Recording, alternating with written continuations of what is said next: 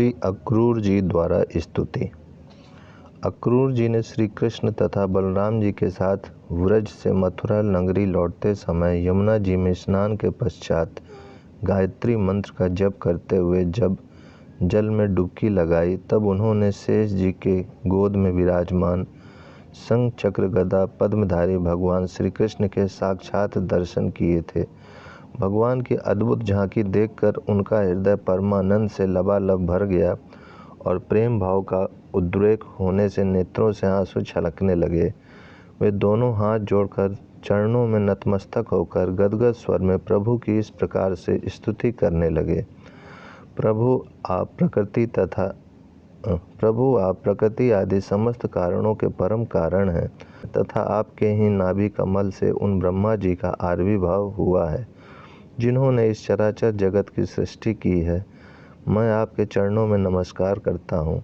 पृथ्वी, जल, अग्नि, वायु, आकाश, अहंकार, महातत्व, प्रकृति, पुरुष, मन, इंद्रिय, संपूर्ण इंद्रियों के विषय और उनके अधिष्ठाता देवता, यही सब चराचर जगत तथा उसके व्यवहार के कारण हैं और ये सब के सब आपके ही अंग स्वरूप हैं। प्रकृति और प्रकृति से उत्पन्न होने वाले समस्त पदार्थ इदम वृत्ति के द्वारा ग्रहण किए जाते हैं, इसलिए ये सब अनात्मा हैं। अनात्मा होने के कारण जड़ हैं और इसलिए आपका स्वरूप नहीं जान सकते, क्योंकि आप तो स्वयं आत्मा ही ठहरे। ब्रह्मा जी अवश्य ही आपके स्वरूप हैं, परंतु वे प्रकृति के गुणों रजस से युक्त हैं, इसलिए वे भी आपकी प्रकृति का और उसके गुणों से परे का स्वरूप नहीं जानते। साधु योगी स्वयं अपने अंतःकरण में स्थित अंतर्यामी के रूप में समस्त भूत भौतिक पदार्थों में व्याप्त परमात्मा के रूप में और सूर्य, चंद्र, अग्नि आदि देवमंडल में स्थित इष्ट देवता के रूप में तथा उनके साक्षी महापुरुष एवं नियंता ईश्वर के रूप में साक्षात आपकी ही उपासना करते हैं। बहुत से कर्मकांडी ब्राह्मण कर्म मार्ग का उपदेश करने वाले त्रय विद्या के द्वारा जो आपके इंद्र, अग्नि आदि अनेक देववाचक नाम तथा वज्रहस्त, सप्तार्ची आदि अनेक रूप बतलाते हैं, बड़े बड़े यज्ञ करते हैं और उनसे आपकी ही उपासना करते हैं। बहुत से ज्ञानी अपने समस्त कर्मों का संन्यास कर देते हैं और शांत भाव से स्थित हो जाते हैं। वे इस प्रकार ज्ञान यज्ञ के द्वारा ज्ञान स्वरूप आपकी ही आराधना करते हैं।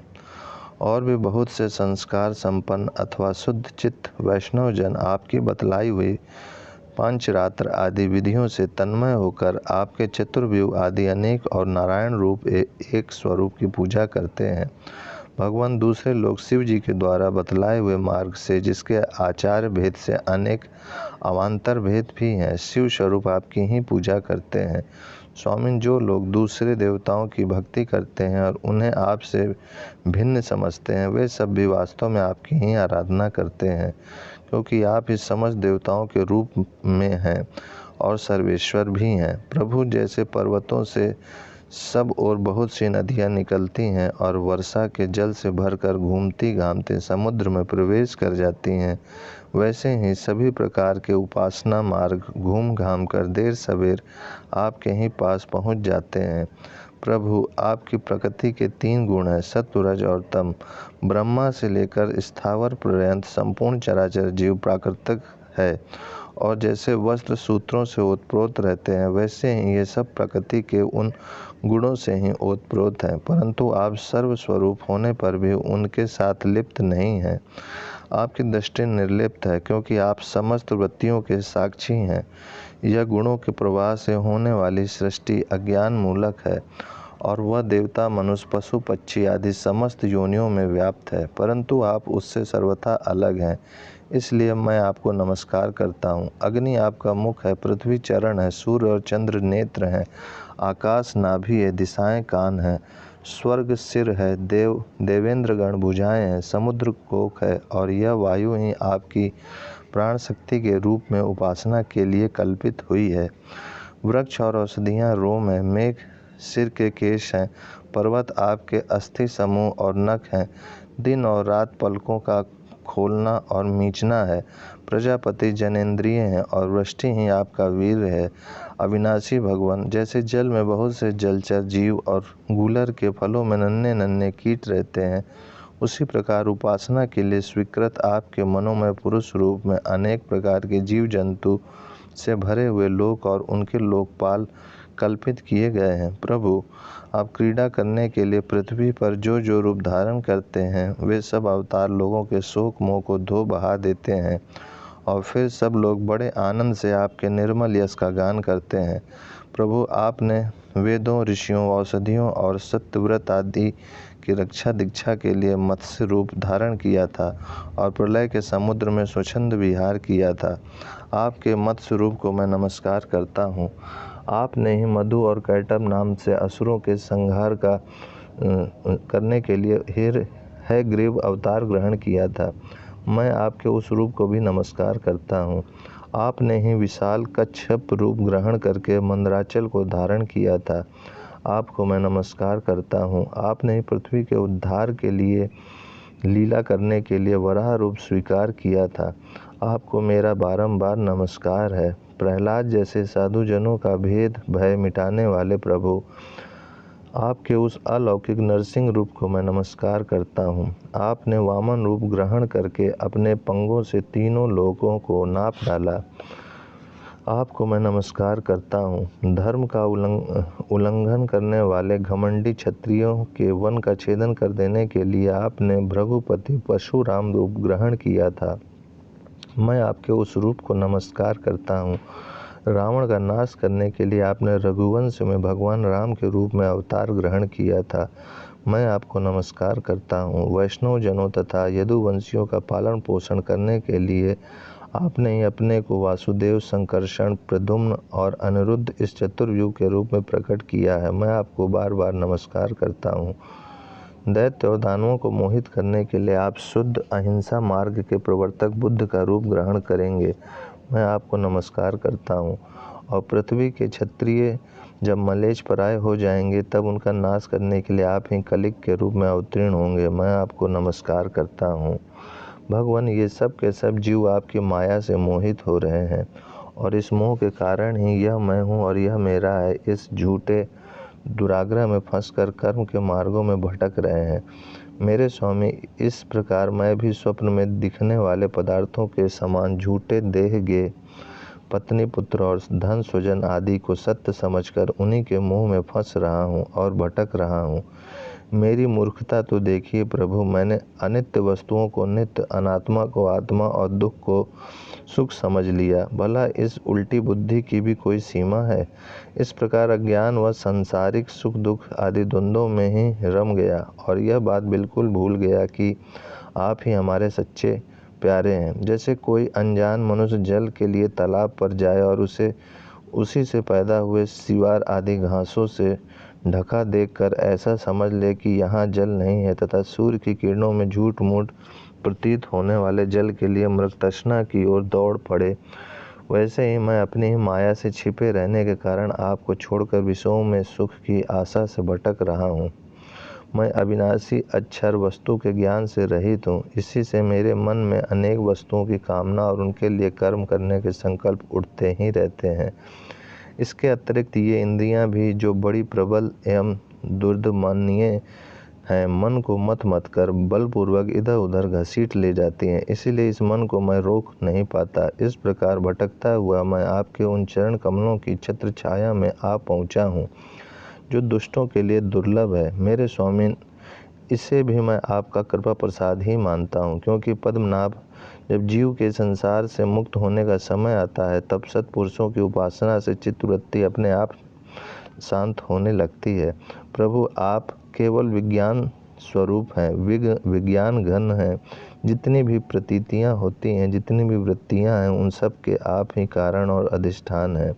जीव के रूप में एवं जीवों के सुख दुख आदि के निमित्त काल, कर्म, स्वभाव तथा प्रकृति के रूप में भी आप ही हैं तथा आप ही उन सब के नियंता भी हैं। आपकी शक्तियाँ अनंत हैं। आप स्वयं ब्रह्म हैं। मैं आपको नमस्कार करता हूँ। प्रभु, आप ही वासुदेव, आप ही समस्त जीवों के आश्रय संकर्षण हैं तथा आप ही बुद्धि और मन के अधिष्ठाता देवता ऋषिकेश, प्रद्युम्न और अनिरुद्ध है। मैं आपको बार बार नमस्कार करता हूँ। प्रभु, आप मुझ शरणागत की रक्षा कीजिए। नारद भगवान द्वारा स्तुति। देव ऋषि नारद जी भगवान के परम प्रेमी और समस्त जीवों के सच्चे हितैषी हैं। भगवान श्री कृष्ण द्वारा केशी असुर का वध किए जाने पर नारद जी कंस के यहाँ से लौटकर अनायास ही अद्भुत कर्म करने वाले भगवान श्री कृष्ण के पास आए और एकांत में उनकी इस प्रकार से स्तुति करने लगे। सच्चिदानंद स्वरूप श्री कृष्ण, आपका स्वरूप मन और वाणी का विषय नहीं है। आप योगेश्वर हैं। सारे जगत का नियंत्रण आप ही करते हैं। आप सबके हृदय में निवास करते हैं और सबके सब आपके हृदय में निवास करते हैं। आप भक्तों के एकमात्र वांछनीय यदुवंश शिरोमणि और हमारे स्वामी हैं। जैसे एक ही अग्नि सभी लकड़ियों में व्याप्त रहती है, वैसे एक ही आप समस्त प्राणियों के आत्मा हैं। आत्मा के रूप में होने पर भी आप अपने को छिपाए रखते हैं, क्योंकि आप पंचकोश रूप गुफाओं के भीतर रहते हैं। फिर भी पुरुषोत्तम के रूप में, सबके नियंता के रूप में और सबके साक्षी के रूप में आपका अनुभव होता ही है। प्रभु, आप सबके अधिष्ठान और स्वयं अधिष्ठान रहित हैं। आपने सृष्टि के प्रारंभ में अपनी माया से ही गुणों की सृष्टि की और उन गुणों को ही स्वीकार करके आप जगत की उत्पत्ति, स्थिति और प्रलय करते रहते हैं। ये सब करने के लिए आपको अपने से अतिरिक्त और किसी भी वस्तु की आवश्यकता नहीं है, क्योंकि आप सर्वशक्तिमान और सत्य संकल्प हैं। वही आप दैत्य और प्रमथ और राक्षसों का, जिन्होंने आजकल राजाओं का वेश धारण कर रखा है, विनाश करने के लिए तथा धर्म की मर्यादाओं की रक्षा करने के लिए यदुवंश में अवतीर्ण हुए हैं। यह बड़े आनंद की बात है कि आपने खेल ही खेल में घोड़े के रूप में रहने वाले इस कैसी दैत्य का मार डाला। इसकी हिनहिनाहट से डरकर देवता लोग अपना स्वर्ग छोड़कर भाग जाया करते थे। प्रभु, अब परसों मैं आपके हाथों चाणूर मुष्टिक दूसरे पहलवान कुहिल्या पीड़ हाथी और स्वयं कंस को मरते हुए देखूंगा। उसके बाद शंखासुर, काल्यवन, मुर और नरकासुर का वध देखूंगा। आप स्वर्ग से कल्पवृक्ष उखाड़ लाएंगे और इंद्र के ची चपड़ करने पर उनको उसका मजा चखाएंगे। आप अपनी कृपा, वीरता, सौंदर्य आदि का शुल्क देकर वीर कन्याओं से विवाह करेंगे और जगदीश्वर, आप द्वारिका में रहते हुए नरक को पाप से छुड़ाएंगे। आप जामवती के साथ सैमंतक मणि को जामवन से ले आएंगे और अपने धाम से ब्राह्मणों के मरे हुए पुत्रों को ला देंगे। इसके पश्चात आप पौंड्रक, मिथ्या वासुदेव का वध करेंगे, काशीपुरी को जला देंगे, युधिष्ठिर के राजसूय यज्ञ में चेदीराज शिशुपाल को वहां से लौटते समय उसके मौसेरे भाई दंतवक्त्र को नष्ट करेंगे। प्रभु, द्वारिका में निवास करते समय आप और भी बहुत से पराक्रम प्रकट करेंगे, जिन्हें आगे चलकर पृथ्वी के बड़े बड़े ज्ञानी और प्रतिभाशाली पुरुष गाएंगे। मैं वह सब देखूंगा। इसके बाद आप पृथ्वी का भार उतारने के लिए काल रूप से अर्जुन के सारथी बनेंगे और अनेक अछौनी सेना का संहार करेंगे। ये सब मैं अपनी आंखों से देखूंगा। प्रभु, आप विशुद्ध विज्ञान घन हैं। आपके स्वरूप में और किसी का अस्तित्व है ही नहीं। आप नित्य निरंतर अपने परमानंद स्वरूप में स्थित रहते हैं, इसीलिए ये सारे पदार्थ आपको नित्य प्राप्त ही हैं। आपका संकल्प अमोघ है। आपकी चिन्मयी शक्ति के सामने माया और माया से होने वाला यह त्रिगुणमय संसार चक्र नित्य निवृत्त है, कभी हुआ ही नहीं। ऐसा आप अखंड एक रस सच्चिदानंद स्वरूप निरतिशय ऐश्वर्य संपन्न भगवान की मैं शरण ग्रहण करता हूँ। आप सबके अंतर्यामी और नियंता हैं, अपने आप में स्थित परम स्वतंत्र हैं। जगत और उसके अशेष विशेष भाव अभाव रूप सारे भेद विभेदों की कल्पना केवल आपकी माया से ही हुई है। इस समय आपने अपनी लीला प्रकट करने के लिए मनुष्य का सा श्री विग्रह प्रकट किया है और आप यदु, वृष्णि तथा सत्वात वंशियों के शिरोमणि बने हैं। प्रभु, मैं आपको नमस्कार करता हूँ। दक्ष प्रजापति द्वारा स्तुति। दक्ष प्रजापति ने जल, थल और आकाश में रहने वाले देवता, असुर एवं मनुष्य आदि प्रजा की सृष्टि अपने संकल्प से की थी, परंतु जब उन्होंने देखा कि वह सृष्टि बढ़ नहीं रही है, तब उन्होंने विंध्याचल के निकटवर्ती पर्वतों पर जाकर अघर्महर्षण नामक श्रेष्ठ तीर्थ में घोर तपस्या की तथा प्रजा वृद्धि की कामना से इंद्रियातीत भगवान की हंसगुह नामक स्तोत्र से स्तुति की, जो इस प्रकार है। भगवान, आपकी अनुभूति, आपकी चित्त शक्ति अमोघ है। आप जीव और प्रकृति से परे उनके नियंता और उन्हें सत्ता स्फूर्ति देने वाले हैं। जिन जीवों ने त्रिगुणमय सृष्टि को ही वास्तविक सत्य समझ रखा है, वे आपके स्वरूप का साक्षात्कार नहीं कर सके हैं, क्योंकि आप तक किसी भी प्रमाण की पहुंच नहीं है। आपकी कोई अवधि, कोई सीमा नहीं है। आप स्वयं प्रकाश और परात्पर हैं। मैं आपको नमस्कार करता हूँ। यूँ तो जीव और ईश्वर एक दूसरे के सखा हैं तथा इसी शरीर में इकट्ठे ही निवास करते हैं, परंतु जीव और शक्तिमान आपके सख्य भाव को नहीं जानता। ठीक वैसे ही जैसे रूप, रस, गंध आदि विषय अपने प्रकाशित करने वाली नेत्र, घ्राण आदि इंद्रिय वृत्तियों को नहीं जानते, क्योंकि आप जीव और जगत के दृष्टा हैं, दृश्य नहीं। महेश्वर, मैं आपके श्री चरणों में नमस्कार करता हूँ। देह, प्राण, इंद्रिय, अंतःकरण की वृत्तियाँ, पंच महाभूत और इनकी तन्मात्राएं, ये सब जड़ होने के कारण अपने को और अपने से अतिरिक्त को भी नहीं जानते, परंतु जीव इन सब को और इनके कारण सत्व, रज और तम, इन तीनों गुणों को भी जानता है, परंतु वह विदृश्य अथवा गेय रूप से आपको नहीं जान सकता, क्योंकि आप ही सबके ज्ञाता और अनंत हैं। इसलिए प्रभु, मैं तो केवल आपकी स्तुति करता हूँ। जब समाधि काल में प्रमाण, विकल्प और विप्रिय रूप विविध ज्ञान और स्मरण शक्ति का लोप हो जाने से इस नाम रूपात्मक जगत का निरूपण करने वाला मन उपरत हो जाता है, उस समय बिना मन के भी केवल सच्चिदानंदमय अपनी स्वरूप स्थिति के द्वारा आप प्रकाशित होते रहते हैं। प्रभु, आप शुद्ध हैं और शुद्ध हृदय मंदिर ही आपका निवास स्थान है। आपको मेरा नमस्कार है। जैसे याज्ञिक लोग काष्ठ में छिपी हुई अग्नि को सामीधेनी नाम के 15 मंत्रों के द्वारा प्रकट करते हैं, वैसे ही ज्ञानी पुरुष अपनी 27 शक्तियों के भीतर गुण भाव से छिपे हुए आपको अपनी शुद्ध बुद्धि के द्वारा हृदय में ही ढूंढ निकालते हैं। जगत में जितनी भिन्नताएं दिख पड़ती हैं, वे सब माया की ही हैं। माया का निषेध कर देने पर केवल परम सुख के साक्षात्कार स्वरूप आप ही अवशेष रहते हैं, परंतु जब विचार करने लगते हैं तब आपके स्वरूप में माया की उपलब्धि निर्वचन नहीं हो सकता, अर्थात माया भी आप ही हैं। अतः सारे नाम और सारे रूप आपके ही हैं।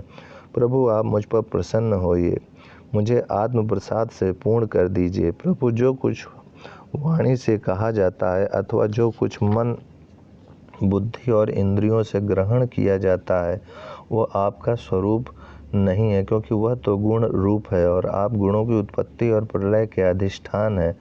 आप में केवल उनकी प्रतीति मात्र है। भगवान, आप में ही यह सारा जगत स्थित है। आप से ही निकला है और आपने और किसी के सहारे नहीं, अपने आप से ही इसका निर्माण किया है।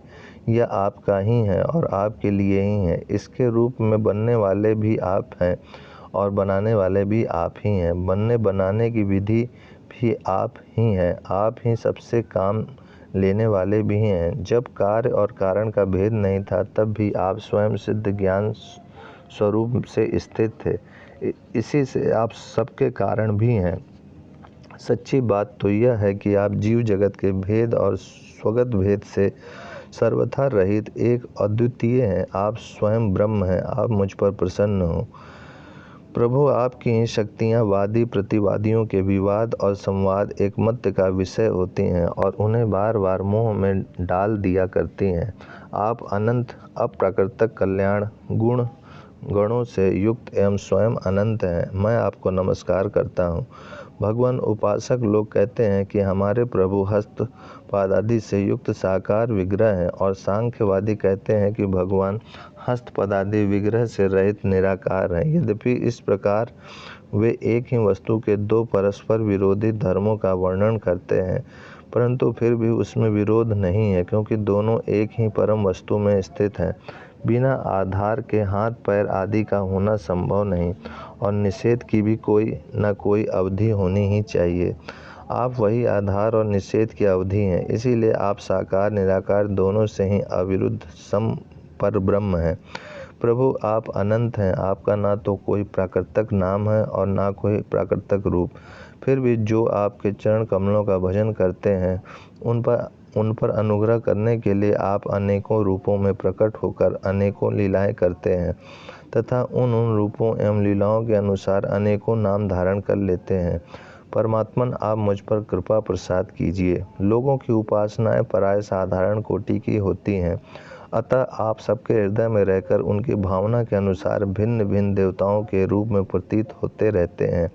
ठीक वैसे ही जैसे हवा गंध का आश्रय लेकर सुगंधित प्रतीत होती है परंतु वास्तव में सुगंधित नहीं होती, ऐसे सबकी भावनाओं का अनुसरण करने वाले प्रभु मेरी अभिलाषा पूर्ण करें। ओम शांति शांति शांति।